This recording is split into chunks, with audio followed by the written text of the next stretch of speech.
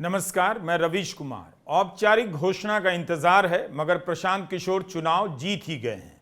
विधानसभा में उनकी पार्टी का खाता खुलने जा रहा है। जनसुराज पार्टी के लिए यह बड़ी जीत है, प्रशांत किशोर के लिए तो है ही। जीत के नजदीक आते ही प्रशांत किशोर मतगणना केंद्र पहुंच गए। बड़ी संख्या में उनकी पार्टी के समर्थक भी साथ में थे। प्रशांत किशोर को पता है कि यह जीत बिहार की राजनीति में उनके लिए, उनकी पार्टी के लिए बड़े दरवाजे खोल सकती है। मतगणना के हर दौर में प्रशांत किशोर की बढ़त बढ़ती जा रही है और जीत के करीब पहुंचने लगे हैं। औपचारिक घोषणा का इंतजार किया जा रहा है, लेकिन जीत का जश्न जनसुराज पार्टी ने मनाना शुरू कर दिया है। 25वें राउंड में प्रशांत किशोर को 50,000 से अधिक वोट मिल चुके थे और बीजेपी के उम्मीदवार नीरज कुमार से करीब 15,000 वोटों से आगे हो गए। इसी सीट पर नवंबर के विधानसभा चुनाव में जनसुराज की वंदना कुमारी तीसरे नंबर पर रही। 7,717 वोट उन्हें मिले, लेकिन एक साल से भी कम समय के भीतर जनसुराज पार्टी को यहां 50,000 से अधिक वोट मिल रहे हैं। 25वें दौर के बाद प्रशांत किशोर करीब 15,000 वोटों से आगे हो गए हैं। इसके बाद उनकी जीत पक्की मानी जाने लगी है। औपचारिक घोषणा का इंतजार किया जा रहा है और जनसुराज के समर्थक कार्यकर्ता सड़कों पर उतर गए हैं। नवंबर के विधानसभा चुनाव में पूरे बिहार में जनसुराज का एक भी खाता नहीं खुला। अब उसके संस्थापक ही जीतकर विधानसभा पहुंच रहे हैं। एक प्रयास है बिहार की जनता के द्वारा कि बिहार में किसी अच्छे व्यक्ति को मुख्यमंत्री बनाइए। आपको जनता ने 202 विधायक जिताए हैं।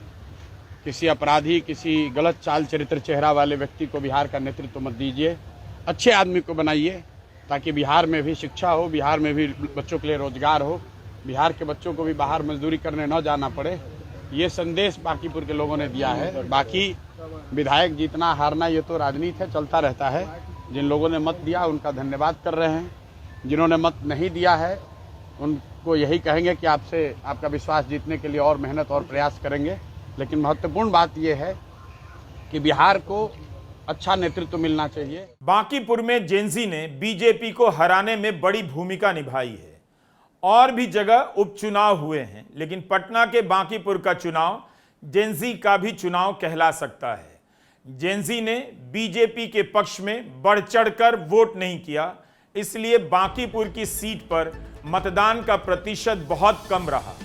मगर जेनजी ने जो भी वोट किया बीजेपी के खिलाफ चला गया। यहां राजद हर चुनाव में दूसरे नंबर पर रहा करती थी। 40,000 से अधिक वोट पिछले विधानसभा चुनाव में मिले थे, इस बार तीसरे नंबर पर पहुंच गई है। अगर आप मध्य प्रदेश के दतिया से तुलना करें तो और नजरिया साफ हो सकता है। दतिया में बीजेपी को बड़ी हार का सामना करना पड़ा है, मगर वह जेनजी के आंदोलन से बहुत दूर की जगह है। इस सीट पर कांग्रेस जीती थी, मगर कांग्रेस विधायक राजेंद्र भारती को बैंक फ्रॉड के केस में 3 साल की सजा हो गई। इस कारण उन्हें अयोग्य ठहरा दिया गया और उपचुनाव हुआ। बैंक फ्रॉड के आरोप के बाद भी दतिया से कांग्रेस के उम्मीदवार ने बड़े अंतरों से जीत हासिल की है। बीजेपी ने नरोत्तम मिश्रा को टिकट नहीं दिया, जिनका गढ़ माना जाता था, मगर नरोत्तम मिश्रा पिछले चुनाव में भी इस सीट पर हार गए थे। नरोत्तम मिश्रा के समर्थकों ने टिकट नहीं दिए जाने पर इस बार बहुत हंगामा किया।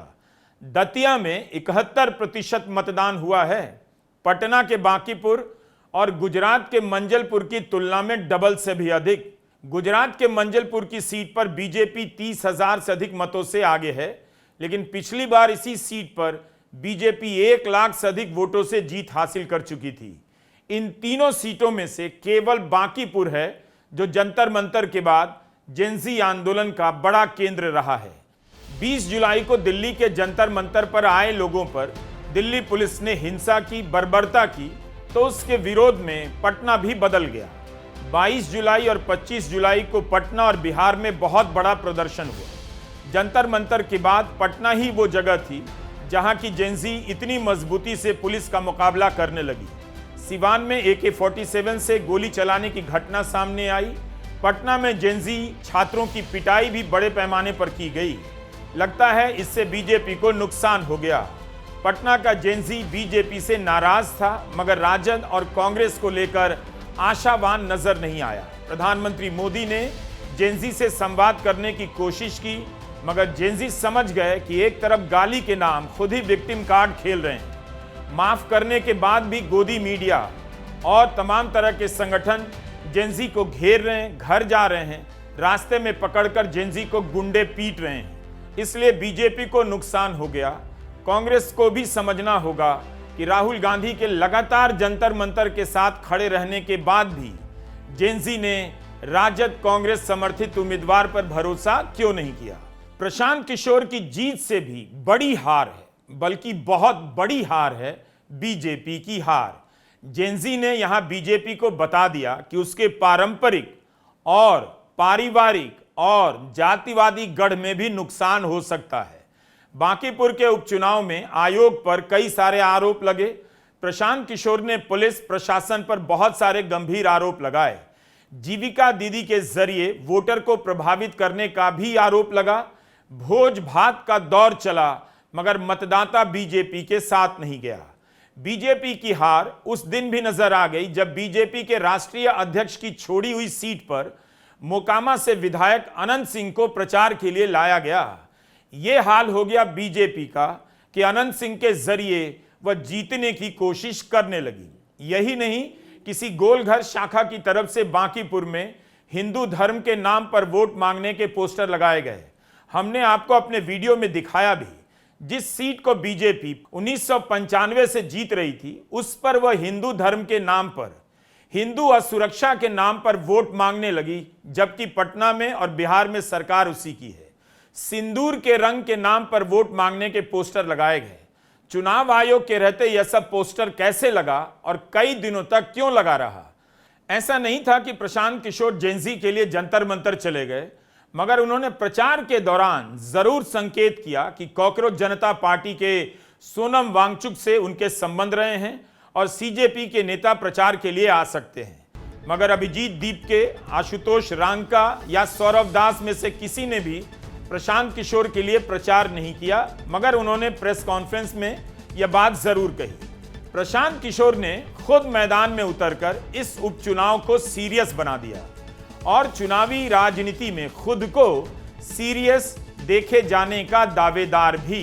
बिहार विधानसभा चुनाव के दौरान प्रशांत किशोर चुनाव नहीं लड़े, तो उनके बारे में बहुत सारी बातें कही गईं कि हार के डर से नहीं लड़ रहे हैं, सीरियस नहीं है, जनसुराज बीजेपी की बी टीम है, इसलिए प्रशांत किशोर चुनाव में नहीं उतर रहे हैं। मगर चुनाव में जनसुराज पार्टी की करारी हार के बाद भी प्रशांत किशोर राजनीति का मैदान नहीं छोड़ते हैं। पटना से सटे एक जगह पर बिहार नवनिर्माण आश्रम बनाते हैं और वहां रहने चले जाते हैं। बांकीपुर उपचुनाव में उम्मीदवार बनकर प्रशांत किशोर ने बड़ा जोखिम लिया।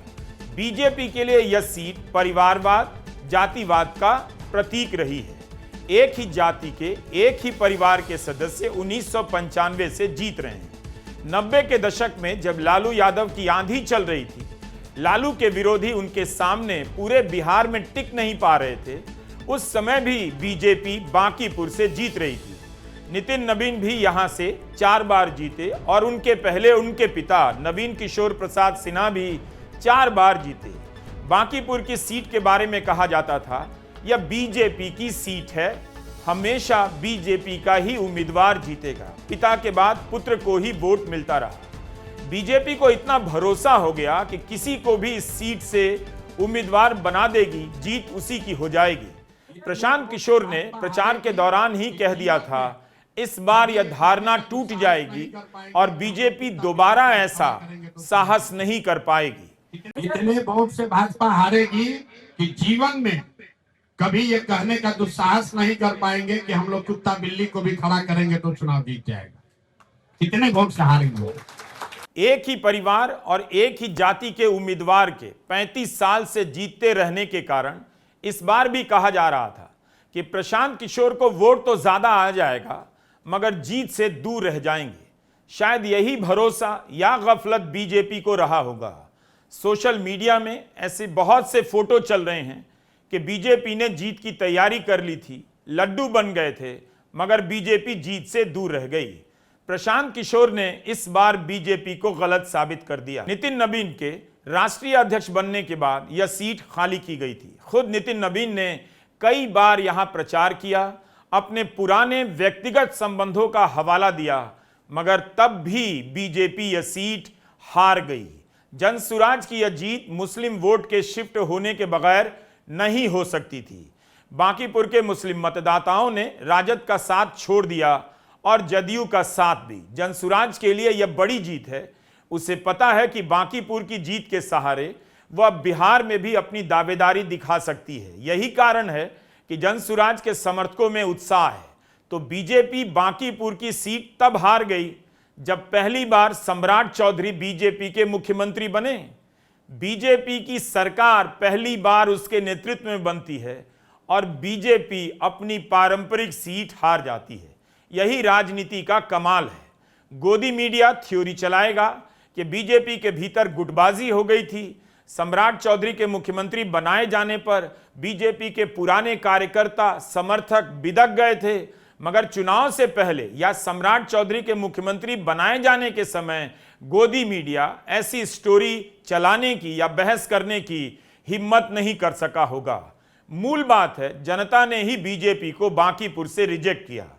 अगर यह बांकीपुर की सीट नहीं होती तब फिर इसके नतीजे का उतना महत्व नहीं होता। जो भी होता प्रशांत किशोर के लिए होता, लेकिन प्रशांत किशोर ने जीतकर बिहार की राजनीति में अपना कदम बढ़ा दिया है। सम्राट जी को डरने की जरूरत कल परिणाम आने के बाद है, क्योंकि हम लोगों ने कहा है कि कल का जो चुनाव है वो सम्राट सरकार पर रेफरेंडम है।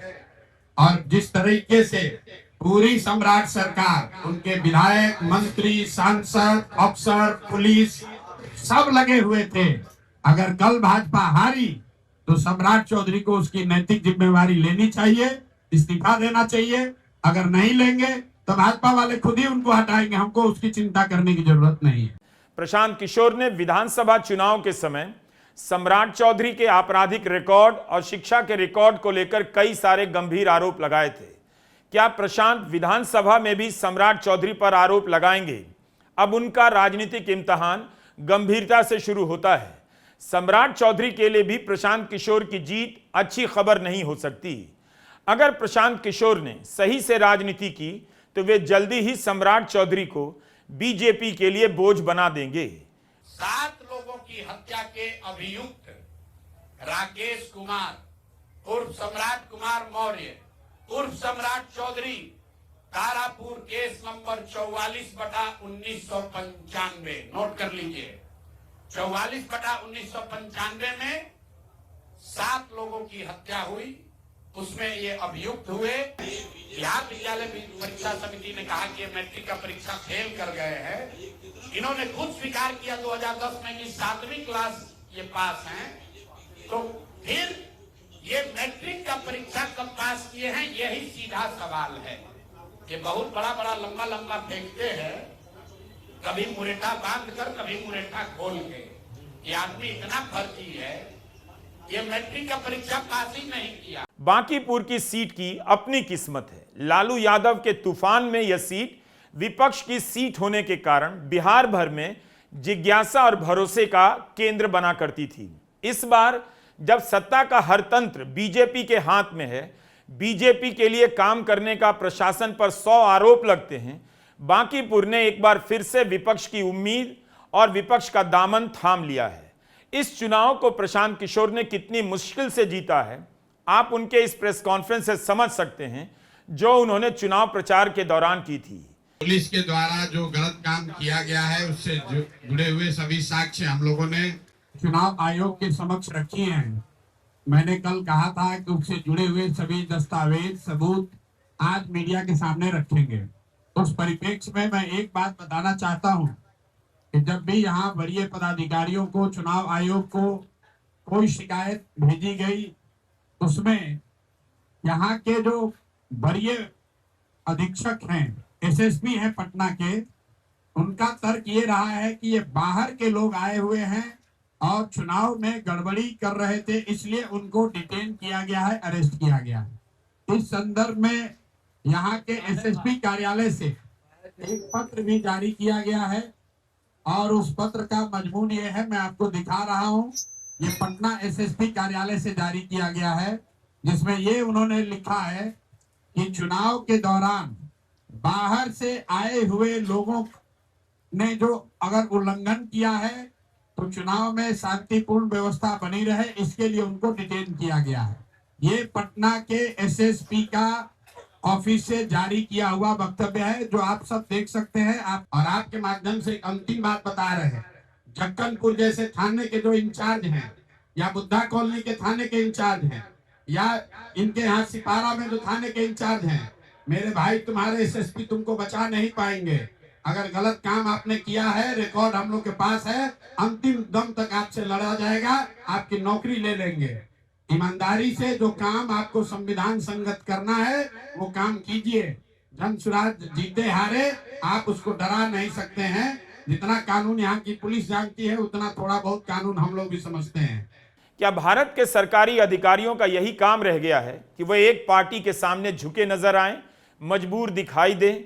1 अगस्त को प्रशांत किशोर ने पटना के निर्वाचन अधिकारी को इस मामले में अपनी याचिका सौंपी और मांग की कि उनके खिलाफ जांच की जानी चाहिए। प्रशांत किशोर ने कहा, निर्वाचन अधिकारी ने उन्हें जांच करने का आश्वासन दिया है।